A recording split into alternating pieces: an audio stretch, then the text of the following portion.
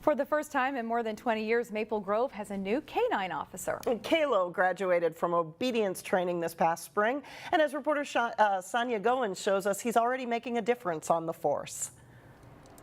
Come.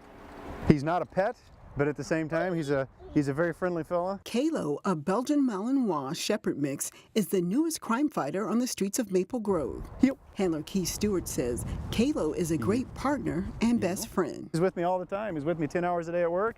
He goes home with me. Even before Calo officially went on duty, the crime-fighting duo spent a lot of quality time together. And it was all-day training, probably 8 to 10 hours a day. Besides obedience training, Calo also went through many agility exercises. For learning how to climb over, climb under, jump, crawl. A lot of Calo's training is done with food or toys. Sit! Yes, sir, boy! That's a good boy! The top dog also responds to nonverbal commands. Good. The patrol officer says Calo makes his job a lot easier by doing certain things faster and safer than he can. One of the big things he's used for is a locating tool.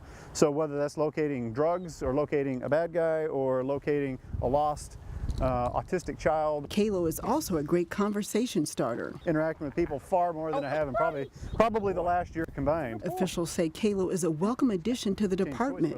Before, Maple Grove had to use other agencies when they needed a K-9. As years went by, from the time that we didn't have them to now the time that we do again, the necessity and the use of those dogs has become much greater. And while the city benefits from having Calo on the force, his handler says having a furry companion is the absolute best. I liked being a police officer as it was, but having a dog, can't get any better than that. In Maple Grove, Sonia Goins, CCX News.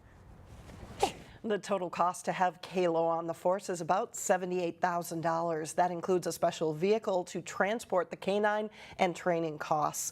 Calo will go back to school in November for 4 more weeks of training where he will be certified in narcotics.